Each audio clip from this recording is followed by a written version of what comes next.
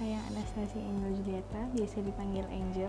Saya berkuliah di Politeknik Internasional Bali dan sekarang saya mengambil D4 jurusan Pengelolaan Konvensi dan Peristiwa. Sekarang saya akan menjelaskan tentang feminisme yang ada di Indonesia. Yang pertama ada apa itu feminisme? Dapat kita lihat, feminisme adalah serangkaian gerakan sosial, politik, dan ideologi yang memiliki tujuan yang sama. Ya, sekarang kita akan membahas tentang sejarah feminisme yang ada di Indonesia. Nah, jadi mungkin kalian bingung kenapa aku nggak meletakkan foto atau biodata R.A. Kartini, karena aku berpikir bahwa sebenarnya feminis pertama yang ada di Indonesia itu bukan R.A. Kartini, melainkan pahlawan-pahlawan wanita kita yang sudah rela berjuang demi Indonesia. Seperti contoh Cut Nyak-Dien. Jadi Cut Nyak-Dien ini ikut berperang pada umur 32 tahun. Beliau membantu perang suaminya dan bahkan ia sempat memimpin peperangan untuk melawan para penjajah. Selanjutnya ada feminisme di budaya Indonesia.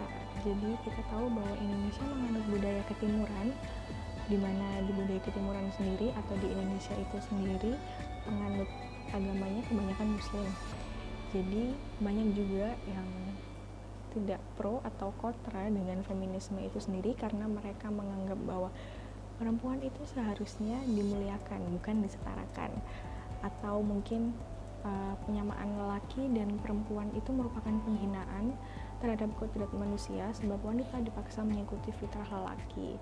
Jadi masyarakat Indonesia itu sendiri berpikir bahwa di Indonesia seharusnya tidak menganut sistem feminisme. Selanjutnya ada apa aja sih yang ada di dalam feminisme itu sendiri. Yang pertama ada LGBT atau lesbian, gay, biseksual, dan transgender. Jadi lesbian adalah wanita yang menyukai wanita, gay adalah pria yang menyukai pria, biseksual adalah pria atau wanita yang bisa menyukai keduanya, dan transgender adalah merubah identitas aslinya. Kemudian ada rasisme dan minoritas. Kemudian yang terakhir ada kekerasan atau pelecehan seksual. Di Indonesia sendiri, LGBT itu katanya merupakan sebuah penyakit yang harus dihindari dan dijauhi.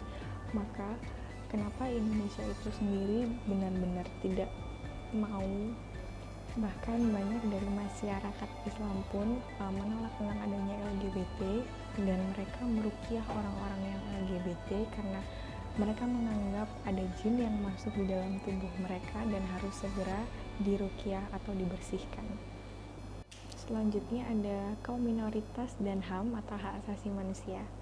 Jadi di Indonesia sendiri masyarakat Papua masih menjadi kaum minoritas yang biasanya diperlakukan tidak enak oleh masyarakat Indonesia itu sendiri.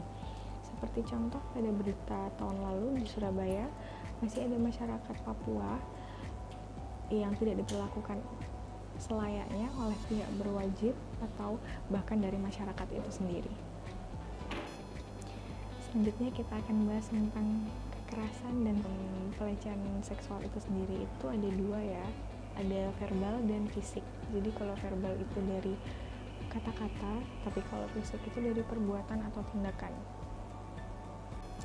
Dan masih banyak masyarakat Indonesia itu sendiri yang menganggap kekerasan seksual atau pelecehan seksual itu berasal dari pakaian sang korban.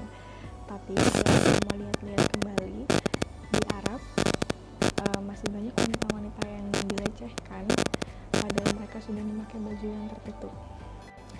Lalu di Belgia ada museum terkait korban-korban pelecehan dan dapat dilihat bahwa baju-baju yang terpampang di museum itu adalah baju-baju tertutup, bahkan ada baju anak-anak. Masih banyak korban yang tidak berani melapor ke pihak berwajib karena mereka tahu bahwa mereka tidak akan mendapat dukungan, tetapi malah akan disalahkan terkait pakaian mereka. Kasus itu sendiri biasanya disebut dengan victim blaming, di mana korban tidak didukung tetapi malah disalahkan. Selanjutnya ada upaya mengembangkan feminisme di Indonesia.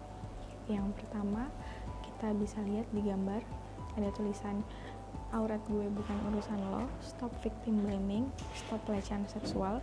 Dan di gambar kedua terdapat poster yang bertuliskan yang bilang feminisme gak cocok sama budaya Indonesia dapat salam dari Cut Nyadi, Kartini, dan Marta Christina Yahahu. Jadi dua gambar tersebut menjelaskan bahwa di Indonesia sendiri sudah ada demo yang berjudul Women March yang sudah ada di 25 kota besar di Indonesia. Women March sendiri adalah wadah aspirasi masyarakat perempuan yang meminta pemenuhan hak yang sama antara perempuan dan laki-laki. Selanjutnya ada RUU PKS, apakah mendukung feminisme? Jadi RUU PKS sendiri adalah rancangan undang-undang penghapusan kekerasan seksual. Jadi di RUU PKS sendiri terdapat 8 isi. Yang pertama pelecehan seksual, kedua pemaksaan aborsi, ketiga pemaksaan perkawinan, keempat pemaksaan pelacuran, kelima perbudakan seksual, keenam penyiksaan seksual, ketujuh pemaksaan kontrasepsi, dan terakhir eksploitasi seksual. Nah, alasan pemerintah belum mengesahkan RUU PKS bahkan sampai sekarang adalah karena pemerintah yakin bahwa RUU PKS sendiri itu adalah pro zina. Jadi mereka berpikiran bahwa RUU PKS itu sendiri mendukung masyarakat untuk melakukan perzinahan di luar nikah. Padahal sebenarnya alasan RUU PKS itu disahkan adalah mencegah, menghentikan, dan melindungi terjadinya kekerasan seksual, pemerkosaan, penyiksaan seksual dalam rumah tangga, dan masih banyak lagi. Dari informasi yang sudah saya jelaskan, saya ingin memberitahukan pada kalian bahwa sangat penting bagi perempuan atau bahkan masyarakat yang ada di Indonesia untuk menjadi seorang feminis. Karena saya yakin bahwa perempuan dan laki-laki pantas mendapatkan hak yang sama, baik dalam segi pendidikan, ekonomi, ilmu, dan wawasan. Terima kasih.